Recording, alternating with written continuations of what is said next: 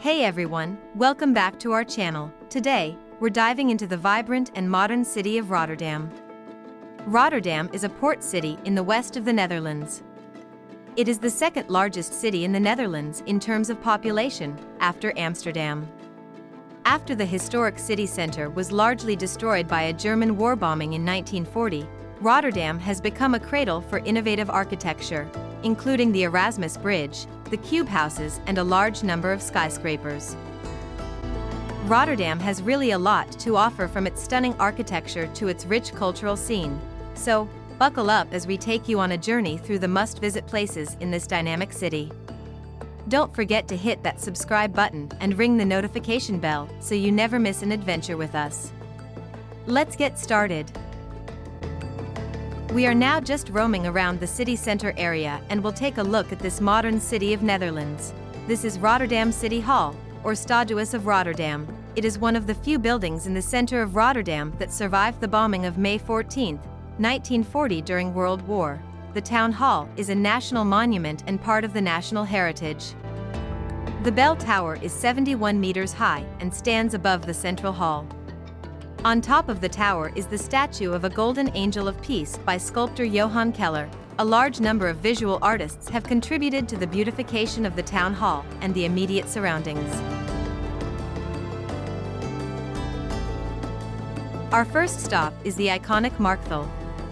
This architectural marvel is not just a market but a feast for the eyes.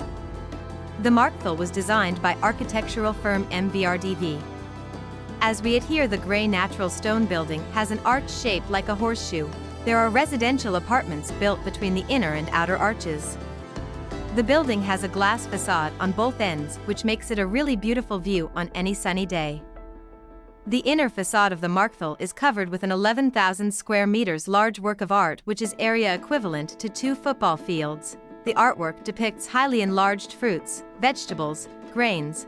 Also, we can see artwork depicting fish, flowers, and insects on top here. Once inside, you will see the food stalls, dry fruit shops, ice cream parlors, and cafes. We were there on a Saturday and it was busier than usual. Also check for the opening hours before your visit and you might find some food items more expensive as compared to outside. So once you come here, enjoy the stunning ceiling artwork, indulge your taste buds with a variety of international cuisines, and explore the vibrant market stalls. It's a foodie's paradise and a must-visit for anyone coming to Rotterdam. Next up, we have the cubehouses, or cubiswoningen in Dutch. These unique and quirky cube-shaped homes designed by architect Piet Blom are a true testament to Rotterdam's innovative spirit. His design represents a village within a city, where each house represents a tree, and all the houses together, a forest. The central idea of the cube houses around the world is mainly optimizing the space, as a house, to a better distribution of the rooms inside. The cube houses in Rotterdam are a phenomenon for almost 40 years. If you look at them, you wonder whether they are livable. This choice or feel is very personal. At first, you need to get the feeling like you get with a proper fitting shoe or shirt, the feeling that you get that if you are comfortable wearing them or not. The houses contain 3 floors: ground floor entrance, first floor with living room and open kitchen, and second floor with 2 bedrooms and bathroom, and top floor which is sometimes used as a small garden. The walls and windows are angled at 54.7 degrees. The total area of the apartment is around 100 square meters. The cube looks as if it is tilted, seemingly balancing on its pole, so that 3 sides are facing the ground and the other 3 are facing the sky. The angle between the floors and walls is not 45 degrees as one expects, so that the cube is slightly pushed in. According to Cubehouse's official website information, the build of Bleekoverbouwing was a true adventure. Much of the construction was done on site, so with very little prefabricated elements. Firstly, the bridge had to be built with lots of steel and concrete. Later, the top tier of actual cubes was constructed. The whole cubehouse premise was renovated 2 times till now. The first renovation of 1997 to 1998 gave the building a new look. A zinc roof along with a white polyester cap over the existing structure and a new coat of paint on the lower surfaces. The second renovation in 2015 was executed with specially developed building platforms that were hoisted over the cube tops. The windows of the upper surfaces were outfitted with new glass and putty. Again, the lower surfaces were given a fresh coat of paint. The cubehouse museum house is open 7 days a week from 11 to 1700 hours, so you can plan your visit according to these opening hours. As of year 2023, the standard admission fees is €3 per person. For seniors 65 plus and students, €2 per person. And for children, up to 12 years €150 per person. The Art Cube is a place where art and architecture come together. Our next stop is Depot Boijmans van Beuningen. The world's first fully accessible art depot is located at Museumpark in the center of Rotterdam. The assignment was to offer a glimpse behind the scenes of the museum world and make the whole art collection accessible to the public. The reflective round volume responds to its surroundings. The depot features exhibition halls, a rooftop garden, and a restaurant, in addition to an enormous amount of storage space for art and design. Currently, many international museums can only showcase 6 to 7% of their collections in exhibitions. The remaining 94% is hidden in storage. This museum breaks with this tradition of concealment.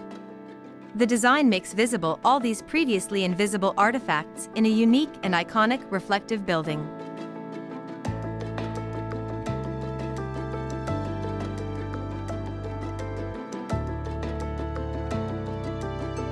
No visit to Rotterdam is complete without crossing the breathtaking Erasmus Bridge. This iconic bridge spans the Maas River and offers stunning views of the city skyline.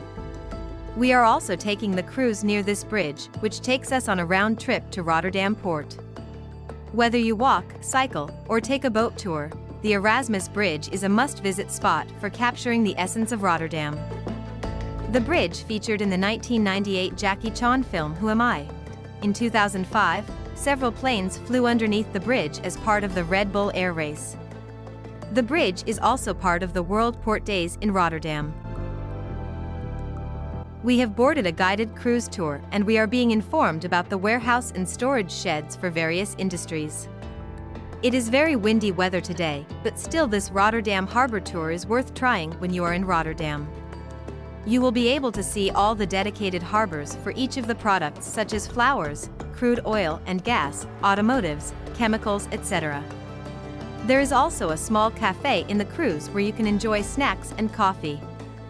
We can see the impressive skyline with imposing buildings pass by, followed by a unique view of yards, docks and the ultra-modern transshipment of thousands of containers. Finally, you sail past the steamship Rotterdam, the former flagship of the Holland America line. Partly because of the port industry, Rotterdam has the image of a working-class city and the city has a very diverse population. Rotterdam, the second largest city of the Netherlands, looks nothing like the other Dutch cities. This change in appearance is the result of the bombing during the Second World War. Instead of rebuilding a copy of the city, it was decided to build a totally new, modern city, something Rotterdam did with great enthusiasm. And that concludes our tour of Rotterdam. From modern architecture to cultural hotspots, this city has it all. If you enjoyed this video, give it a thumbs up, and don't forget to share your favorite Rotterdam spots in the comments below. Until next time, stay curious and keep exploring.